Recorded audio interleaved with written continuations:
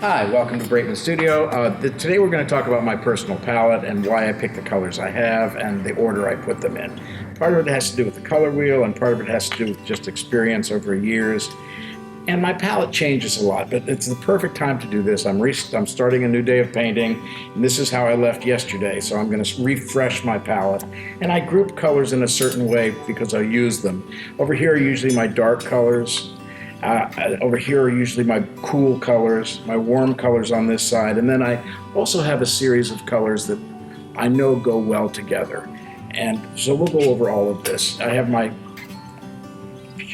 full tubes on this side, and we're going to just squeeze them out. So this is a lemon yellow, a CAD lemon yellow, and this is probably the most expensive tube I have. It's made by either Williamsburg or Eric Silver with Blue Ridge paints. I switch back and forth depending on my mood. It has nothing to do with the quality of the paint. I also use a Utrecht lemon yellow, a CAD lemon yellow.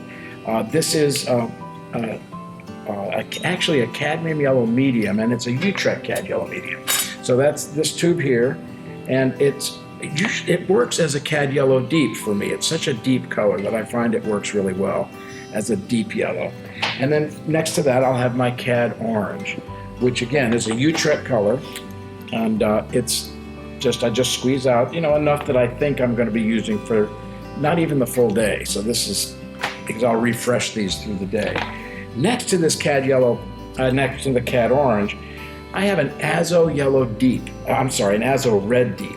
And these two colors mix together beautifully and mix into white to create a really vibrant color. So I keep the two of them next to one another. And the next thing I'll do is I'll mix up my mixed black, which is over here, and that's a combination of ultramarine blue, which I put a lot out of, and burnt sienna, and both of these are Utrecht paints. These are really good colors. They're very heavily loaded. They may technically be a student grade paint, but for me they're just absolutely perfect. And of all the mixed blacks I use, this is the most consistent and the blackest. And the reason we use a mixed black is that it is a transparent black rather than almost every other black you buy in the store is an opaque black, like ivory black or bone black or lamp black. These are all opaque colors. The only company I know that pre-mixes a transparent black is Gamblin, and they have I don't forget what they call it. I think it's called a chromatic black, and I think it was Kevin McPherson who started this with a combination of two incredible colors like phthalo teal and some kind of quinacridone rose. And how you get a black out of that, I have no idea, but anyway. So this is my mixed black, and I usually use about equal parts of these two colors, and I've done it long enough that sometimes it comes out a little brown, sometimes it comes out a little blue, but in any event, this is my start. Every day, I mix up a hunk of black, put it there. Clean up the palette, get a paper towel, wipe the knife, and then I go finish laying out the palette. And usually, the ultramarine blue and the burnt sienna are nice enough colors that I use extra of them in the painting process. So, stick my ultramarine blue. So I squeeze out some ultramarine blue in the cool section. And I also squeeze out some burnt sienna in the warm section.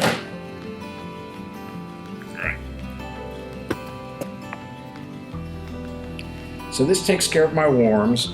I've got to start on my cools, but I haven't finished it yet.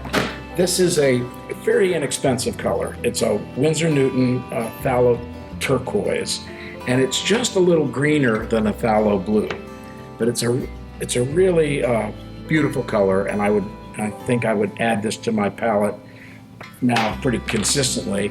This is a really inexpensive Van Gogh phthalo blue, and I keep that on my cool palette as well.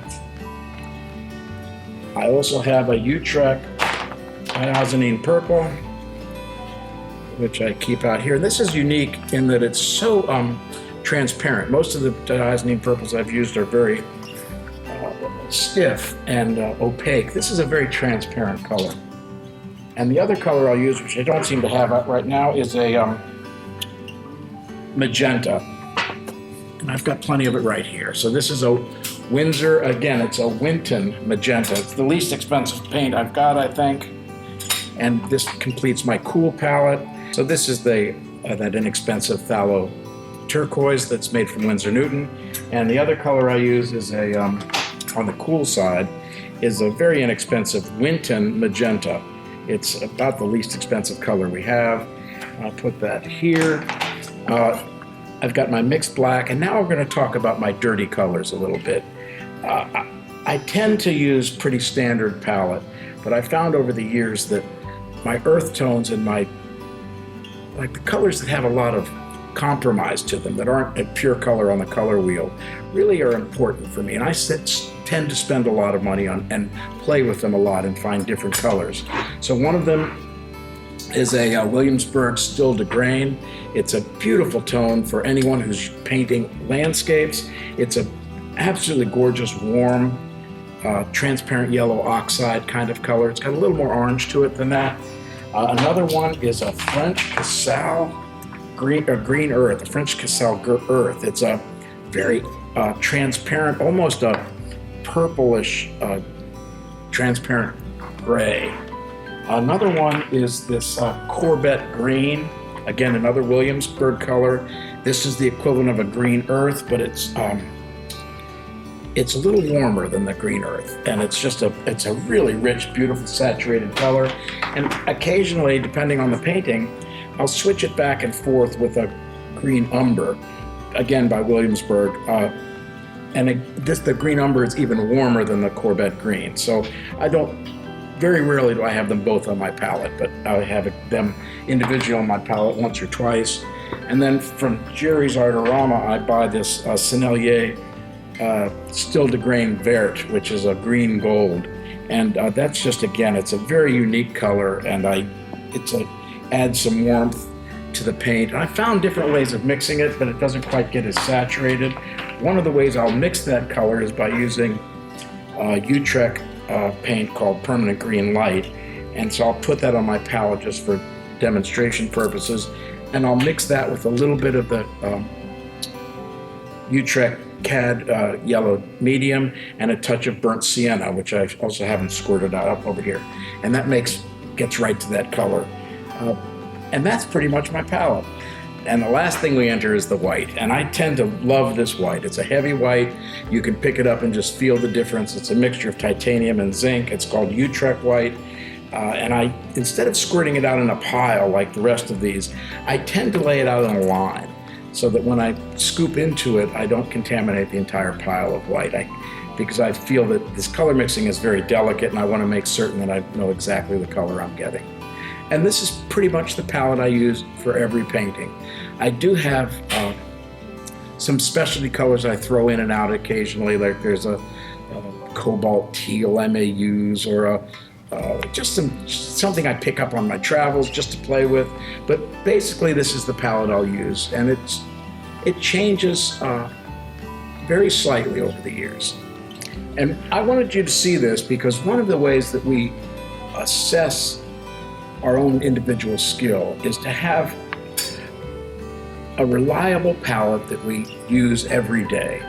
A lot of students here, or a lot of painters, will say, well, I'm only going to be working with greens or blues today, so they only squeeze out that particular color. I think of this as the pantry, and you want to have access to all the different spices. And so if you need to put a little bit of paprika in, or a little bit of curry, or a little bit of some spice, then I want to have those available to me. If they aren't on my palette, I tend not to use them.